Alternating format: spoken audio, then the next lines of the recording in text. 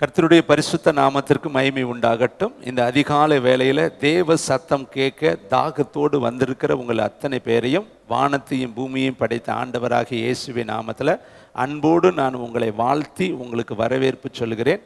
அற்புத இயேசு ஊழியத்தின் சார்பாக உங்கள் அத்தனை குடும்பத்திற்கும் வாழ்த்துதலை பதிவு செய்து கொள்கிறேன்.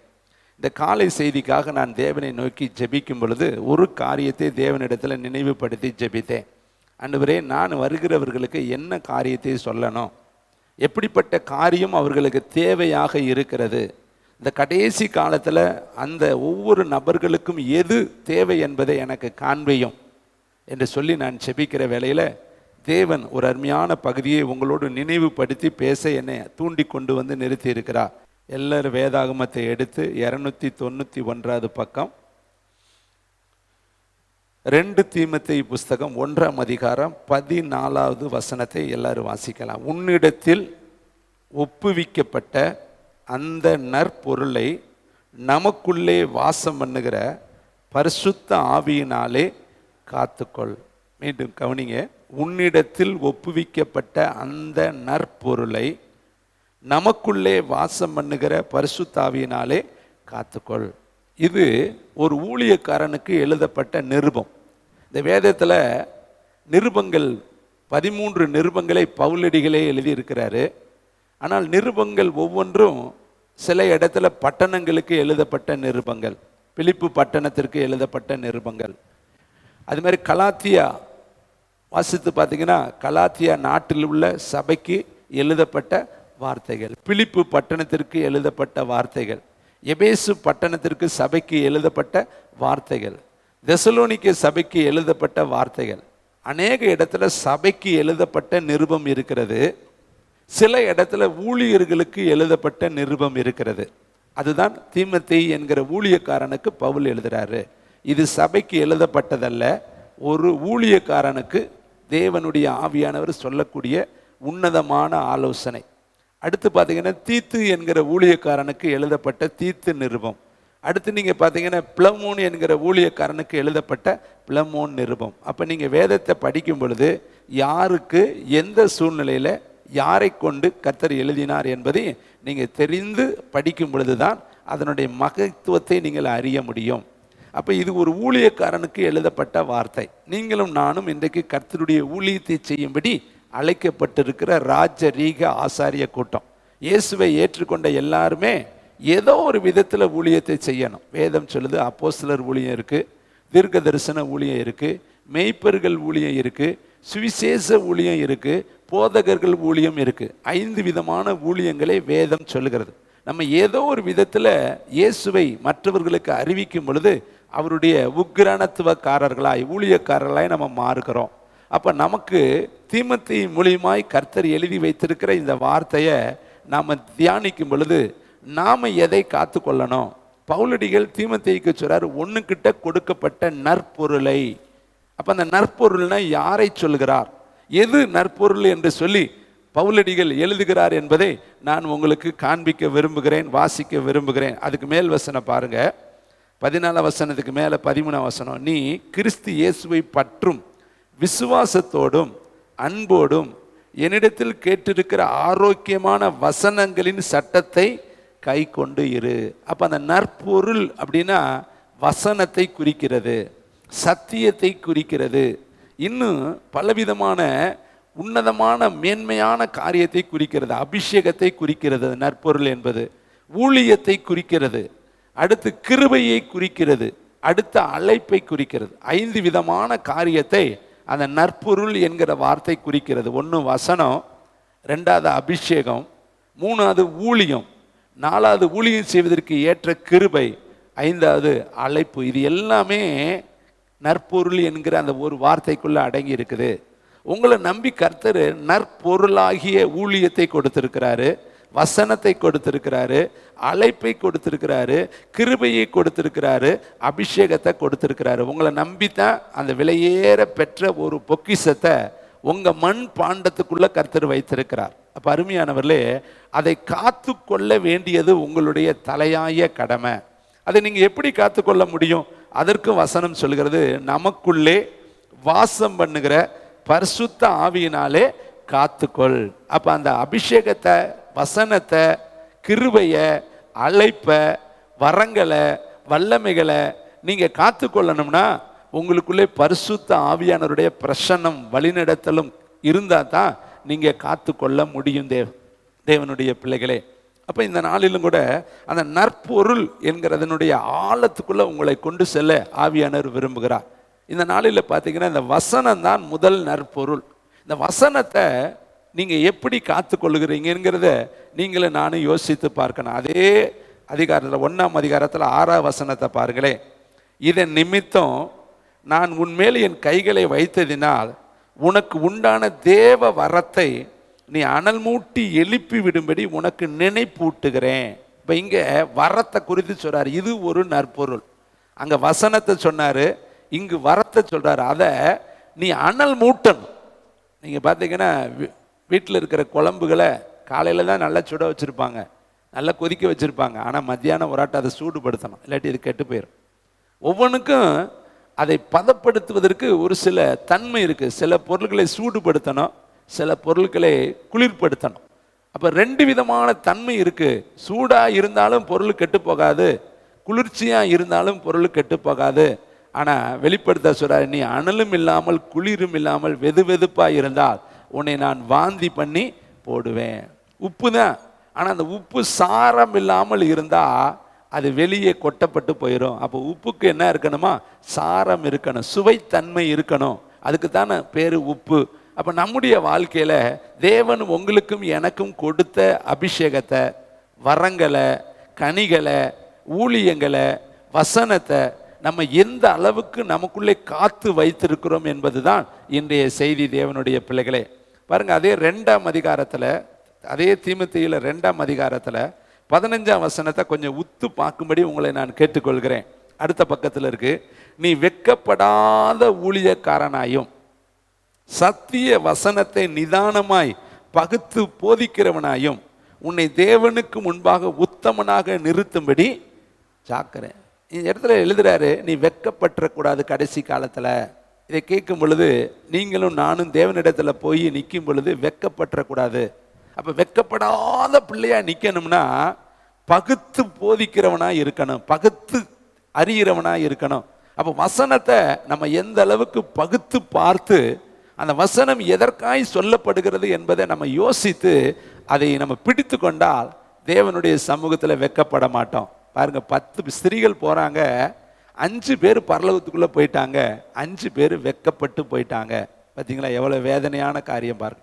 போனது 10, 5 கரை 5 எல்லாவற்றையும் இழந்து போய் அது வெட்கப்பட்டு போச்சு. ஒருத்தனுக்கு 5 தாலந்து கொடுத்தாரு, அவனை நல்லதும் உத்தமமும் உண்மையுள்ளவனேன்னு சொன்னார். ஒருத்தனுக்கு 2 தாலந்து கொடுத்தாரு, அவனையும் உத்தமமும் உண்மையுள்ளவனே என்று சொன்னார். ஆனால் ஒருத்தனுக்கு 1 தாலந்து கொடுத்தாரு, அவன் என்ன செய்தானா? புதைத்து வைத்தானா, மறைத்து வைத்தானா, பயன்படுத்தவில்லையா. அவனை பார்த்து சொல்றாரு, அநீதி உள்ள பொல்லாத ஊழியக்காரனே. அவனுக்கு ஊழியக்காரன் தான் பேரு, ஆனால் பொல்லாத ஊழியக்காரனே என்று சொல்லி கர்த்தர் கடிந்து கொண்டார். இதை கேட்குற தம்பி, தங்கச்சி, தாயே, தகப்பனே, உங்களுக்கும் எனக்கும் தேவன் கொடுத்த நற்பொருளாகிய இயேசுவை, வசனமாகிய வார்த்தையை, அபிஷேகத்தை, கிருபையை, அழைப்பை தெரிந்து கொள்ளுதலே நம்ம எந்த அளவுக்கு பாதுகாத்து வைத்திருக்கிறோம் என்பதுதான் இந்த காலை வேளையில் உங்களுக்கு எச்சரிப்பு உண்டாக்கக்கூடிய செய்தி தேவனுடைய பிள்ளைகளே. பாருங்களேன், வேதத்தில் சில வசனங்களை நான் உங்களுக்கு வைக்க விரும்புகிறேன்.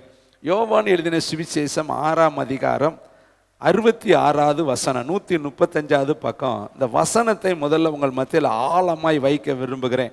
ஆவியானவர் எனக்கு உதவி செய்வாராக, உங்கள் மனக்கண்களையும் திறப்பாராக. யோவான் எழுதின சுவிசேஷம் 6ஆம் அதிகாரம் 63வது வார்த்தை, பக்க நம்பர் 135. சேர்ந்து வாசிக்கலாமா? ஆவியே உயிர்ப்பிக்கிறது, மாம்சமானது ஒன்றுக்கும் உதவாது. நான் உங்களுக்கு சொல்லுகிற வசனங்கள் ஆவியாயும் ஜீவனுமாயும் இருக்கிறது. அப்போ இந்த வசனத்தை நம்ம எப்படி படிக்கணும்னா, அதுக்குள்ள ஆவி இருக்குது, அதுக்குள்ள உயிர் இருக்குது. ரெண்டுமே வசனத்துக்குள்ள இருக்கு. தேவனுடைய பிள்ளைகளை நம்ம நினச்சிக்கிட்டு இருக்கிறோம் இது ஒரு எழுத்து தானே, இல்லை, அதுக்குள்ளே உயிர் இருக்குதுன்னு கர்த்தர் சொல்றார். அதுக்குள்ளே ஜீவன் இருக்குது, அது செயல்படக்கூடிய தன்மை உடையது என்று கர்த்தர் சொல்றார். அப்ப இந்த வசனத்தை நீங்க கேட்கும் பொழுது எதை வந்துட்டோம் உட்காந்துட்டோம் பாட்டு படிச்சுட்டோம் அப்படின்னு நினைக்க கூடாது. கர்த்தர் உங்களோடு வசனத்தின் வழிதான் பேசுவார். அப்ப கர்த்தர் பேசுகிறது இந்த வேதாகமத்தில் இருக்கிற வார்த்தை வழியா தான் பேசுவாரு.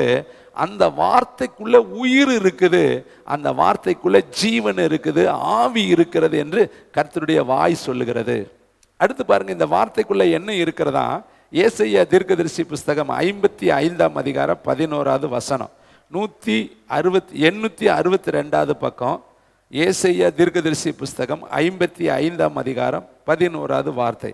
அப்படியே என் வாயிலிருந்து புறப்படுகிற வசனமும் இருக்கும், அது வெறுமையாய் என்னிடத்திற்கு திரும்பாமல் அது நான் விரும்பின காரியம் வாய்க்கும்படி, நான் விரும்பினதை செய்து நான் அதை அனுப்பின காரியம் வாய்க்கும்படி காரியம் ஆகும்படி வாய்க்கும். பாருங்க, என் வாயிலிருந்து புறப்பட்ட வசனமும் இருக்கும், அது வெறுமையாய். அப்ப வாயிலிருந்து தேவனுடைய வார்த்தை புறப்பட்டுச்சுன்னா அந்த வார்த்தை வெறுமையாய் வராதாம். அது தேவன் விரும்பினதை செய்து அவர் அனுப்பின காரியம் ஆகும்படி வாய்க்கும். அப்ப இந்த வசனம் நீங்க நினைக்கிற மாதிரி கேட்டுட்டு போறது ஒண்ணு கிடையாது. அது எழுதி வைத்திருக்கிற பலகையில் இருக்கிற ஒரு வார்த்தை கிடையாது. அது உனக்குள்ளே காரியத்தை நடப்பிக்கக்கூடிய ஒன்று, அது உன்னுடைய வாழ்க்கையை மாற்றக்கூடிய ஒன்று, அது உன்னுடைய வாழ்க்கையில புதிய காரியத்தை உருவாக்கக்கூடிய ஒன்று. அதுக்குள்ளே ஜீவன் இருக்கு, அதுக்குள்ளே ஆவி இருக்கு, அது செயல்படக்கூடிய வல்லமை உள்ளது என்று கர்த்தருடைய வார்த்தை எழுதப்பட்டிருக்கு. அந்த வார்த்தையை நல்ல கவனிங்க. என்னிடத்தில் இருந்து அது வெறுமையாய் திரும்பாமல் அது நான் விரும்பினதை செய்து. அப்ப வசனம் தான் உனக்குள்ள தேவனுடைய விருப்பத்தை செய்து முடிக்கும். அதை நான் அனுப்பின காரியம் ஆகும்படி வாய்க்கும். அப்ப தேவன் ஒரு எண்ணத்தோடு அந்த வசனத்தை உனக்குள்ள அனுப்பினார்னா அந்த காரியத்தை உனக்குள்ளே அந்த வசனம் உருவாக்கும், செயல்படுத்தும், கிரியை செய்யும். அதனாலதான் இந்த வசனத்தை நம்ம தியானிக்கணும், இந்த வசனத்தை படிக்கணும். பாருங்களேன், இன்னொரு வசனத்தை காண்பிக்க விரும்புகிறேன். சங்கீதம் 19:7 வாசித்து பார்க்கலாமா? சங்கீதம் 19:7. தேங்க்யூ, வண்டர்ஃபுல் தி ஹோலி ஸ்பிரிட். எல்லாரும் வேதாகமத்தை எடுத்து, சில வசனங்கள் தான், ஆனால் தயவுசெய்து என்னோடு இணைந்து பாருங்க. இந்த வசனத்தில் இருக்கிற மைட்டி பவரை குறித்து வேதம் சொல்கிறது. 19:7. கர்த்தருடைய வேதம் எப்படி இருக்குதா? குறைவு அற்றது. இந்த வேத புஸ்தகம் வசனம் இருக்கே, அதான் நற்பொருள். உனக்கு தேவன் கொடுத்த நற்பொருளாகிய வசனம் அது குறைவற்றதும் ஆத்துமாவை உயிர்ப்பிக்கிறதுமா இருக்கிறது. அதே வார்த்தையில 8வது வசனத்தை அதே கடைசி வரியை பாருங்களேன், பேதையை ஞானி ஆக்குகிறதுமா இருக்கிறது. ஒன்று, ஆத்துமாவை உயிர்ப்பிக்கிற வசனம் பேதையாய், அறிவில்லாதவர்களை, பலவீனமானவர்களை, குறைவுள்ளவர்களை ஞானிகளாய் மாற்றக்கூடியது வசனம். அடுத்து 8வது வசனம் பாருங்களே, அதுல கடைசியில கர்த்தருக்குடைய கற்பனை தூய்மையும் கண்களை தெளிவிக்கிறதுமா இருக்கிறது. அப்ப இந்த வசனம் கண்ணை திறக்குமா?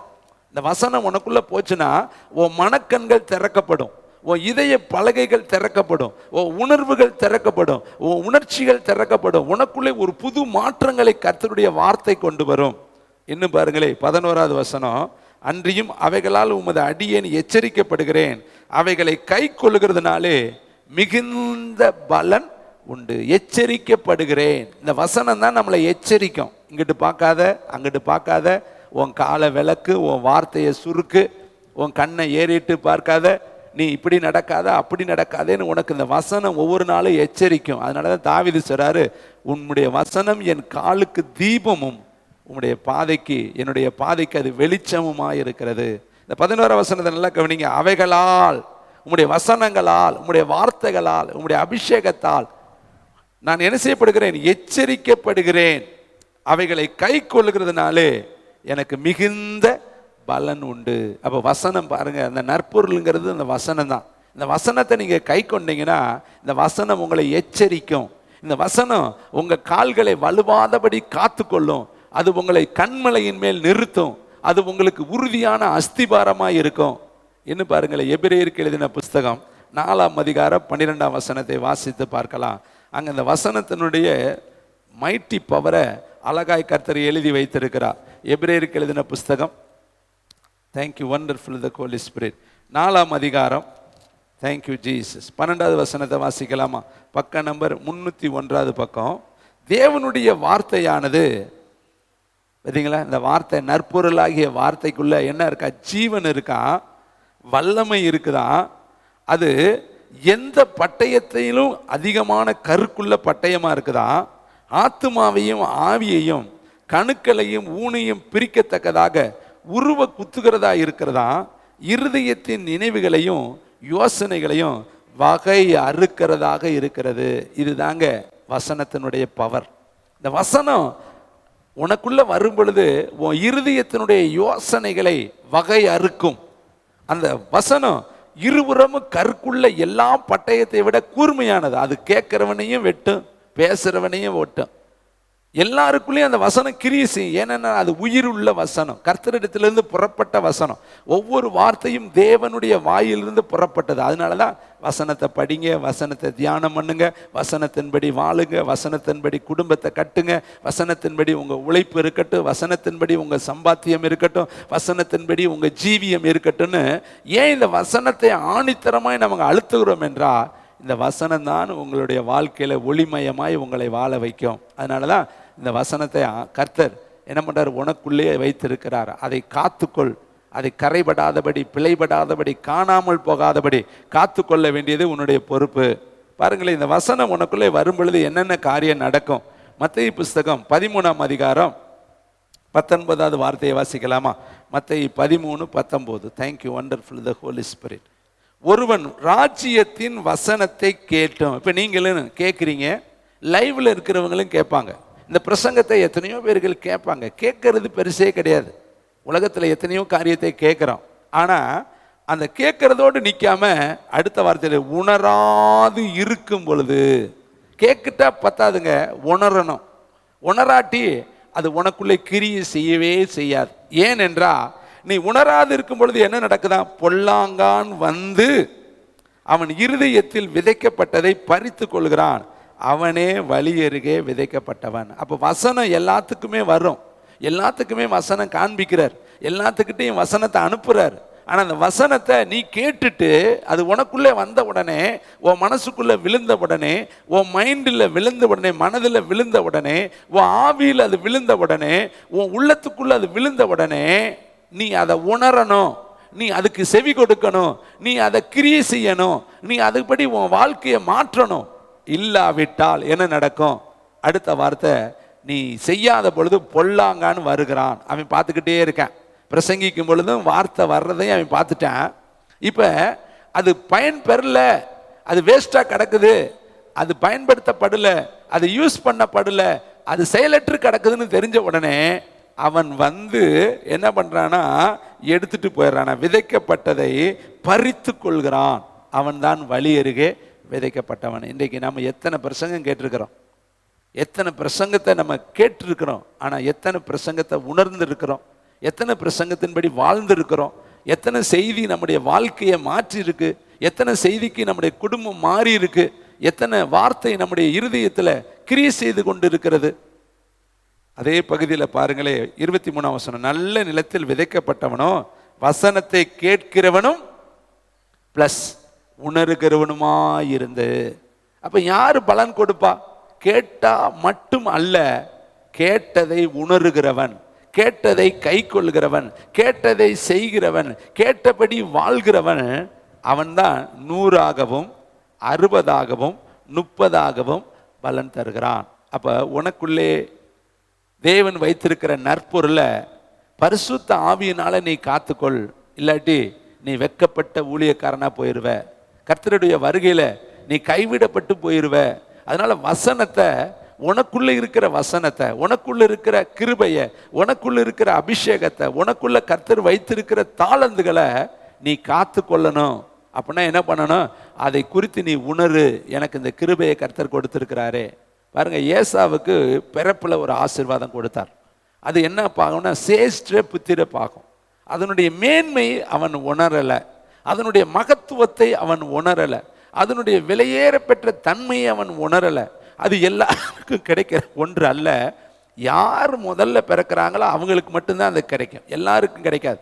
அழைப்புங்கிறது அது எல்லாருக்கும் வராதுங்க. இந்த உலகத்தில் எத்தனையோ பேர் இருந்தாலும் அழைக்கப்பட்டவர்கள் தனி வித்தியாசமாக இருப்பார்கள். பவுலடிகள் ரோமாபுரி பட்டணத்துக்கு எழுதும் பொழுது முதல் வார்த்தை அவர் எழுதுகிறதே நான் உங்களுக்கு ஞாபகப்படுத்துகிறேன். தயவுசெய்து என் கூட அந்த வசனத்தை பாருங்களேன். நீங்களும் படிச்சிருப்பீங்க, ஆனாலும் எனக்கு கர்த்தர் கொடுத்த வெளிப்பாட்டையும் அந்த வசனத்தோடு நீங்கள் ஒப்பிட்டு பார்த்தா உங்களுக்கு புரியும். ரோமருக்கு எழுதின புஸ்தகம் 1ஆம் அதிகாரம் 1வது வசனம். வசனத்தை வாசிக்கலாமா எல்லாரும்? Thank you Jesus.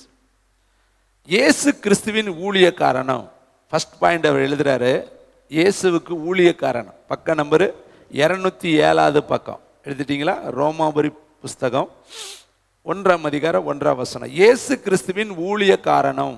அப்போ பவுல் யாரு? இயேசுவுக்கு ஊழியம் செய்யக்கூடிய ஊழியக்காரன். முதல் கேரக்டர் ஊழியக்காரன். 2வது வசனம், அப்போஸ்தலனாகும்படி அழைக்கப்பட்டவன். ஊழியக்காரன் மட்டும் கிடையாது, அவன்கிட்ட ஒரு கிரேஸ் என்னன்னா, நான் அழைக்கப்பட்டேன், நானாக ஊழியத்திற்கு வரல, நானாக ஊழியத்தை உருவாக்கல, நானாக ஊழியத்தில் போய் உட்காரல, கர்த்தர் என்னை அழைத்தார். இந்த அழைப்பு அவன்கிட்ட இருக்குதுங்க. ஒன்று ஊழியக்காரன் அவன் சொல்லிக்கிட்டாலும் அந்த ஊழியத்திற்கு உட்கார்ந்ததுக்கு என்ன காரணம்னு அவன் சொல்றான் பாருங்க, அழைக்கப்பட்டவன். அப்ப வேதம் சொல்லுது அப்போஸ்தலன் ஆகும்படி அழைக்கப்பட்டவனும். 3வது வார்த்தை பாருங்க, தேவனுடைய சுவிசேஷத்திற்காய் பிரித்து எடுக்கப்பட்டவனுமாகிய பவுல். ஒரே வார்த்தையில பவுல்னு எழுதிட்டு போயிருக்கலாம்ல. 3 காரியம் சொல்றார். இயேசு கிறிஸ்துவின் ஊழியக்காரன், அடுத்து அப்போஸ்தலன் ஆகும்படி அழைக்கப்பட்டவன், 3வது தேவனுடைய சுவிசேஷத்திற்காய் பிரித்து எடுக்கப்பட்டவன். அப்போ 3 கேரக்டர் பவுலுக்குள்ள இருக்கு. பிரித்தெடுக்கப்பட்ட பவுல், அழைக்கப்பட்ட பவுல், ஊழியக்காரனாகிய பவுல். ஒரே ஊழியக்காரன் தான், ஆனால் 3 விதமான கிருபை அவனிடத்துல கர்த்தர் வைத்திருக்கிறார். பவுல் ஊழியக்காரன், அழைக்கப்பட்ட ஊழியக்காரன், பிரித்தெடுக்கப்பட்ட ஊழியக்காரன். அதனால தான் அவன் தைரியமாக சொல்கிறான், நான் வரல, கர்த்தர் என்னை அழைத்து கொண்டு வந்தார், கர்த்தர் இந்த ஊழியத்திற்கு என்னை பிரித்து எடுத்தார். இப்போ அருமையானவர்களே, வசனம் எல்லாத்துக்குமே வரும், ஆனால் அந்த வசனத்தை நம்ம உட்கார்ந்து தியானிக்கணும். அந்த வசனத்தின்படி இந்த வசனம் இன்னைக்கு சொல்கிறாருன்னா, உனக்கிட்ட ஒரு பெரிய பொருள் கொடுத்துருக்கிறாரு, அந்த பொருளை நீ காத்துக்க, ஏன்னா திருடு வரப்போகிறேன், திருட போகிறேன், அது ஒன்றை விட்டு எடுக்க போகிறேன். இப்போ பாருங்க, 1 கோடி ரூபாய் உங்கள் கையில் கொடுத்துட்டா நீங்கள் எப்படி பாதுகாப்பீங்க? உலகத்தில் சந்தோஷமான மனுஷனை தேடி ஒரு ராஜா அலைஞ்சாராம். யாரா சந்தோஷமான மனுஷன் சொல்லி அவனை தேடி கண்டுபிடிச்சு கொண்டு வாங்கடான்னு தான் நாட்டில் இருக்கிற எல்லா மக்களுக்குள்ளே யார் சந்தோஷமாக இருக்கிறாங்கன்னு தேடி ஒரு சென்சஸை கொண்டுட்டு வாங்கன்னு சொல்லி அனுப்பியிருந்தார். அப்போ சேவகர்கள் ஊர் ஊராக போனாங்க. எல்லா இடத்துலையும் பார்த்தா பிரச்சனை, எல்லா இடத்துலையும் போராட்டம், சந்தோஷமான மனுஷனையே பார்க்க முடியல. போன சேவகர்கள் திரும்பி வந்து சொன்னாங்களாம், நாங்களும் வீடு வீடாக போனோம், எல்லா இடத்துலையும் பிரச்சனை, சந்தோஷமான ஆளவே பார்க்க முடியல, எங்கே போனாலும் பிரச்சனையை தான் சொல்கிறாங்க, எங்கே போனாலும் கஷ்டத்தை தான் சொல்கிறாங்க, எங்கே போனாலும் கவலையை தான் சொல்கிறாங்க, நாங்கள் பார்த்த அளவில் நம்ம நாட்டில் யாருமே சந்தோஷமாக இல்லை அப்படி சொல்லி பதில் சொல்லிட்டாங்க. அப்போ ராஜா நினைச்சாரா, அப்போ நம்ம நாட்டில் யாருமே சந்தோஷமா இல்லையா, அப்படிப்பட்ட ஒரு நாட்டில் நான் ராஜாவாக இருந்து என்ன பண்ணுறது, அதனால் நானே போய் சந்தோஷமான மனுஷனை கண்டுபிடிக்கிறேன்ட்டு அவரும் ஊர் ஊராய், தெரு தெருவாய், வீடு வீடாய், காடு காடாய் அலைஞ்சார். எங்கேயுமே அவராலையும் பார்க்க முடியல. எந்த வீட்டுக்கு போனாலும் அங்கே பிரச்சனை இருக்கு. அப்படி அவர் போயிட்டு வருகிற பாதையில் ஒரு நாள் பாதையில் ஒரு பாலத்துக்கு அடியில் 2 சத்தம் கேட்டுச்சான். 2 மனிதர்கள் பேசிக்கிட்ட சவுண்டு அவருக்கு கேட்டுச்சான். அந்த 2 மனிதர்கள் சொன்னாங்களாம், நம்ம நாட்டு ராஜா இருக்கிற வரையும் நமக்கு ஒரு கவலையும் கிடையாது, நம்ம இந்த நாட்டில் சந்தோஷமாக இருக்கிறோம் என்று சொல்லி அவங்க பேசிக்கிட்டாங்க. இந்த வார்த்தை அவருக்கு தேனிட்ட பணியாரமாக இருந்துச்சு. உடனே அவர் தன்னுடைய அரண்மனைக்கு வந்து அந்த பாலத்தில் இருக்கிற 2 நபரை தூக்கி கொண்டு வாங்கன்னு சொல்லி உத்தரவிட்டார் சேவகர்களுக்கு. சேவகர்கள் ஓடினார்கள், தூக்கி கொண்டு வந்தார்கள். அந்த 2 பேர் யாருன்னா, பிச்சை எடுக்கக்கூடிய, இரவல் கேட்கக்கூடிய, உதவி யாசிக்கக்கூடிய 2 ஏழை எளிய மக்கள். அவர்களை பார்த்து கேட்டார், எப்படி நீங்கள் மட்டும் சந்தோஷமாக இருக்கிறீங்க? அப்போ அவங்க சொன்னாங்க, எங்களுக்கு வீடு கிடையாது, தோட்டம் கிடையாது, காடு கிடையாது, தங்க இடம் கிடையாது, அந்நாடு எங்களுடைய தேவை கர்த்தர் சந்திக்கிறார், ஆண்டவர் சந்திக்கிறார், நாங்கள் யாரையும் நம்பி வாழலை, பரலோகத்தை பார்த்து நாங்கள் வாழ்ந்து கொண்டு இருக்கிறோம், எங்களுக்குன்னு எதுவுமே கிடையாது. அப்போ இந்த உலகத்தில் வீடு வச்சிருக்கிறவன் கவலையோடு இருக்கேன், தோட்டம் வச்சிருக்கிறவன் கவலையோடு வச்சுருக்கேன், சொத்து இருக்கிறவன் கவலையோடு இருக்கிறேன், அவனுக்கு தான் பொருளை பாதுகாத்து கொள்ள முடியாமல் பயம். பணம் காசு வச்சிருக்கிறவன் பயந்து பயந்து வாழ்கிறான், பிள்ளைகளை வச்சிருக்கிறவன் பயந்து பயந்து வாழ்கிறான். எல்லாத்துக்குள்ளேயும் ஒரு பயம் இருக்குது. ஆனால் எதுவுமே இல்லாதவன் தான் இந்த உலகத்தில் சந்தோஷமாக இருக்கிறான். இதை கேட்குற தம்பி, தங்கச்சி, தாயே, தகப்பன், உன்கிட்ட தேவன் விலையேற பெற்ற ஒரு பொருளை கொடுத்துருக்கிறார். வசனங்கிறத ஒன்றை கொடுத்துருக்கிறார், அபிஷேகம்னு ஒன்றை கொடுத்துருக்கிறார், கிருபைன்னு ஒன்றை கொடுத்துருக்கிறார், அழைப்புன்னு ஒன்றை கொடுத்துருக்கிறார், வரங்கள் ஒன்றை கொடுத்துருக்கிறார், உன்னதமான பணியை கர்த்தர் உனக்கு செய்ய அழைப்பு கொடுத்துருக்கிறார். ஆனால் அதை நம்ம தொலைச்சிட்டோமா, இல்லை பத்திரப்படுத்தி வைத்து அதில் வளர்ச்சி அடைகிறோமா, அதில் நம்ம பயனை மற்றவங்களுக்கு கொடுக்குறோமா என்பதை இந்த கால வேளையில் யோசித்துப்பார். ஏதோ வந்தோம், வார்த்தையை கேட்டோம், போகிற வழியிலேயே அதை விட்டுட்டு போயிட்டோம்னா நம்ம வாழ்க்கையில் ஒரு பிரயோஜனம் இருக்காது. தம்பி, தங்கச்சி, இந்த வசனம் தான் உங்களை நியாயம் தீர்க்கும். ஒரு சில காரியத்தை சொல்லி நான் கர்த்தருடைய வார்த்தையை முடிக்க விரும்புகிறேன். அப்போஸ்தலர் புஸ்தகம் 17ஆம் அதிகாரம் 188வது பக்கம். தேங்க்யூ வண்டர்ஃபுல் த ஹோலி ஸ்பிரிட். அப்போஸ்தலர் 17ஆம் அதிகாரம் 188வது பக்கம். இங்கே ஒரு பட்டணம் எப்படி வசனத்தின் மேலே தாகமாக இருந்துச்சு, பெரேயா பட்டணம். 17ஆம் அதிகாரம் 10வது வசனம் 11ஆம் வசனம். உடனே சகோதரர் ராத்திரி காலத்திலே பவுலையும் சீலாவையும் பெரேயா பட்டணத்திற்கு அனுப்பிவிட்டார்கள். அவர்கள் அங்கே சேர்ந்து யூதருடைய ஜெபாலயத்திற்கு போனார்கள். அந்த பட்டணத்தார் மனோ வாஞ்சையாய் வசனத்தை ஏற்றுக்கொண்டு காரியங்கள் இப்படி இருக்கிறதா என்று தினந்தோறும் வேத வாக்கியங்களை ஆராய்ந்து பார்த்ததினால் தெசலோனிக்கர்களில் உள்ளவர்களை பார்க்கலும் நற்குணசாலிகளாய் இருந்தார்கள். ஒரு ஊர், ஒரு பட்டணம், பெரேயா பட்டணம். அந்த ஊரில் இருக்கிற மக்கள்கள் வசனத்தை மன வாஞ்சையாய் ஏற்றுக்கொண்டார்கள். நல்லா கவனிக்கணும். முதல் பகுதி ஏற்றுக்கொண்டார்கள். இரண்டாவது பகுதி தினந்தோறும் வேத வாக்கியங்களை ஆராய்ந்து பார்த்தார்கள். அப்ப நாமும் கூட வேதத்தை ஆராயணுங்க, வேதத்தை படிக்கணுங்க. அதனாலதான் யோசுவாவுக்கு கர்த்தர் சொல்றாரு, இந்த புஸ்தகம் உன் வாயை விட்டு என்ன செய்யக்கூடாது, பிரியக்கூடாது. ஏன் இந்த கால வேளையில இந்த செய்தி சொல்றேன்னா, வசனம் இல்லாட்டி ஜீவன் இல்லைங்க, வசனம் இல்லாட்டி சந்தோஷம் இல்லைங்க. இந்த வசனம் உன் வாழ்க்கையில இல்லைன்னா உனக்குள்ளே நித்திய ஜீவன் இல்லாமல் போயிடும். இந்த வசனம் தான் உனக்கு நித்திய ஜீவனை கொடுக்கும். இந்த வசனம் தான் உனக்கு நியாய தீர்ப்புல உன்னை பாதுகாக்கும். கடைசி நாளில் இந்த வசனம் தான் உனக்கு இரக்கம் மேன்மை பாராட்டும். இந்த வசனம் இல்லாத ஜெபம் அருவருப்பு, வேதம் இல்லாத ஜெபம் அருவருப்பு என்று கர்த்தருடைய வார்த்தை எழுதப்பட்டிருக்கு. வசனம் சொல்கிறது, என் வேதத்தை நீ மறந்தால் நான் உன்னையும் உன் பிள்ளைகளையும் மறந்துடுவேன். அப்போ உங்களுக்கு வேதம் எவ்வளவு முக்கியம் பார்த்தீங்களா? கையில் வச்சுக்கிறதுக்கு மட்டும் வேதம் இல்லைங்க, அலமாரியில் வைக்கிறதுக்கு மட்டும் வேதம் இல்லைங்க, அல்லது வண்டியில் முன்னாடி வச்சுக்கொள்றதுக்கு வேதம் இல்லைங்க. இந்த வேதம் உன் மனசுக்குள்ளே இருக்கணும், உன் வாழ்க்கையில் இருக்கணும். ஒவ்வொரு இடத்துலையும் நீ வசனத்துக்கு நடுங்கணும். யோசேப்பு சொல்ற ஒரு வார்த்தை பாருங்கள், தேவனுக்கு விரோதமாய் பாவம் செய்வது எப்படி. அப்போ பழைய ஏற்பாட்டு காலத்தில் வேத புஸ்தகம் இல்லை, ஆனால் யோசேப்பு சொல்றார், நான் எப்படி பாவம் செய்ய முடியும், தேவனுக்கு விரோதமான பாவத்தை நான் எப்படி செய்ய முடியும். அப்போ இந்த பாவங்கிறது யோசேப்புக்கு தெரிஞ்சிருக்கு, அது தேவனுக்கு விரோதம் என்பது அவனுக்கு தெரிஞ்சிருச்சு. அவன் முன்னாடி பாவம் நிற்குது, அவன் முன்னாடி பாவம் வந்து போராடுது, அவனை பலாத்காரம் பண்ணுது. அவனிடத்துல பாவம் செய்வதற்கு அந்த ஸ்திரீ ரெடியா நிற்கிறா. ஆனா இவன் சொல்ற பதில், அவளுக்கும் இவனுக்கும் இடையில ஒரே ஒரு கேள்விதான், இது தேவனுக்கு விரோதமானது, இதை செய்வது எப்படி, இதை எப்படி செய்ய முடியும்? கர்த்தர் என்னை பார்த்து கொண்டிருக்கிறாரு, என்னை அழைத்தவர் என்னை பார்த்து கொண்டிருக்கிறாரு, 7 கண்கள் உள்ளவர் இதை பார்த்து கொண்டிருக்கிறாரு. இதை கேட்கிற தம்பி, தங்கச்சி, தாயே, தகப்பனே, கர்த்தர் இன்னைக்கு உங்களையும் என்னையும் பார்க்கிறார். இங்கே நிறைய பிள்ளைகளுக்கு வேத படிப்பு கம்மியாக இருக்கலாம், ஆனாலும் பரவாயில்லை, கேள்வி புலன் உங்களுக்கு இருந்தாலும் கூட அந்த கேள்வி புலனில் நீங்கள் உண்மையாக இருங்க. ஆனால் நல்லா படித்தவங்க நிறைய பேர் இருக்கிறீங்க, ஆனால் நீங்கள் எவ்வளோ நேரம் வேதத்தை படிக்கிறீங்க, எவ்வளோ நேரம் வசனத்துக்கு நீங்கள் முக்கியத்துவம் கொடுக்குறீங்க? ஒரு பாவம் செய்யும் பொழுது, ஐயோ பைபிளில் இப்படி எழுதி இருக்குதே, கர்த்தர் இதை அருவருக்கிறாரே, கர்த்தருக்கு பிரியமில்லாத காரியமேன்னு சொல்லி நம்ம வசனத்துக்கு நடுங்கி விலகும் பொழுதுதான் கர்த்தர் நம்மளை நோக்கி பார்ப்பார். வசனத்துக்கு நடுங்குகிறவர்களையோ அவர் நோக்கி பார்க்கிறார். வசனத்துக்கு நீ நடுங்கணும், மனுஷனுக்கு நடுங்கக்கூடாது, உன் மேலதிகாரிகளுக்கு நீ நடுங்கக்கூடாது. வசனத்துல இருக்குதுப்பா, வசனம் சொல்லி இருக்கு, வசனம் கர்த்தர் பார்க்கிறாரு, அவர் தான் எழுதி கொடுத்திருக்கிறார், வசனத்தை அவர் தான் கொடுத்திருக்கிறாருன்னு அவருக்கு நீ நடுங்கணும். அப்போ ஒவ்வொரு நாளும் குடும்ப ஜெபம் பண்ணணும்னு வசனம் தான் சொல்லுது. கர்த்தரை ஆராதின்னு வசனம் தான் சொல்லுது. ஞாயிற்றுக்கிழமையை கை கொள்ளுன்னு வசனம் தான் சொல்லுது. பாவத்தை விற்று வசனம் தான் சொல்லுது. கெட்ட வார்த்தை பேசாத வசனம் தான் சொல்லுது. பரிசுத்த ஆவியானவரை துக்கப்படுத்தாத வசனம் தான் சொல்லுது.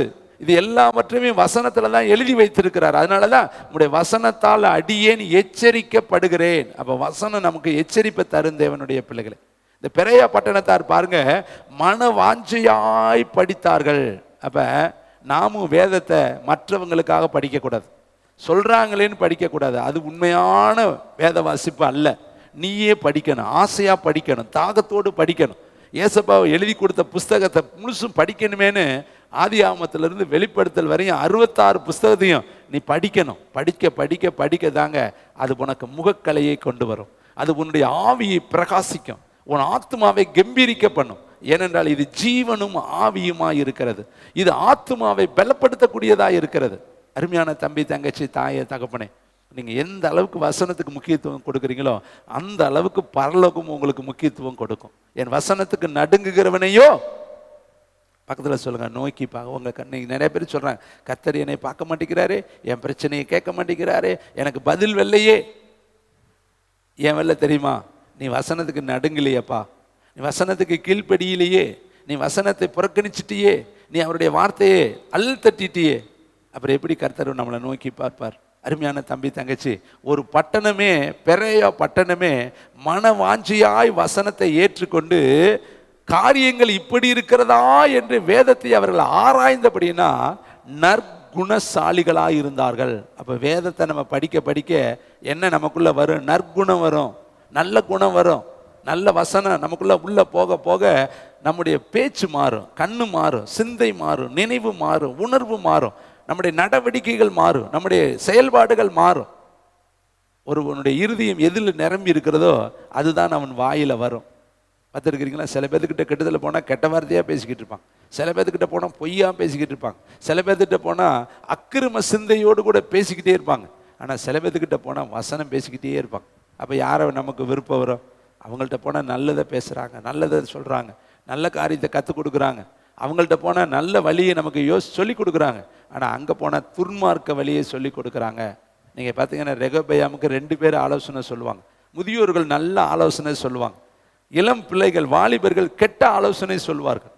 ஆனால் ரெகொபெயாம் நல்லோர்களுடைய ஆலோசனையை தள்ளிட்டு தீயோருடைய ஆலோசனையை எடுத்துக்கொண்டான். அதனால் அவனுடைய அரசாட்சி உடஞ்சிச்சுன்னு வசனம் இருக்கு. இப்போ நாம் துன்மார்க்கனுடைய ஆலோசனையை கேட்கக்கூடாது, பாவிகளுடைய வழியில் நிற்கக்கூடாது, பரியாசக்காரர் உட்காரும் இடத்துல உட்காரக்கூடாது. கர்த்தருடைய வேதத்தில் இரவும் பகலும் நம்ம தியானமாக இருக்கணும். கடைசியாக ஒரு வசனத்தை சொல்லி முடிக்கிறேன்.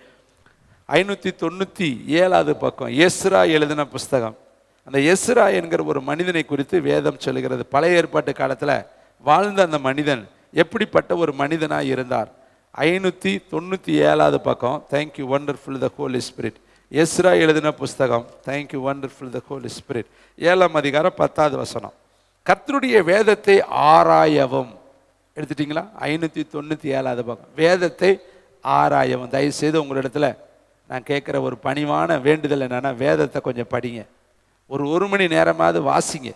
2 அதிகாரமாவது தியானம் பண்ணுங்க. வீட்டில் எப்பயுமே உங்கள் கதையை பேசுகிறத விட்டுட்டு வேதத்தை நீங்கள் படித்து பார்த்தீங்கன்னா உங்களுக்குள்ள கம்பீரம் வரும், உங்களுக்குள்ள காண்டாமிருகத்துக்கு ஒத்த பலன் வரும். இந்த வசனத்தில் இருக்கிற பலன் உங்கள் மேலே இறங்க ஆரம்பிச்சிடும், உங்கள் குடும்பத்தில் இறங்க ஆரம்பிச்சிடும். பாருங்களேன், இந்த எஸ்ரா வேதத்தை ஆராயவும், படித்ததோடு மாத்திரமல்ல அதன்படி செய்யவும், இஸ்ரவேலிலே கட்டளைகளையும் நீதி நியாயங்களையும் உபதேசிக்கவும் எஸ்ரா தன் இருதயத்தை பக்குவப்படுத்தி இருந்தான். பார்த்தீங்களா?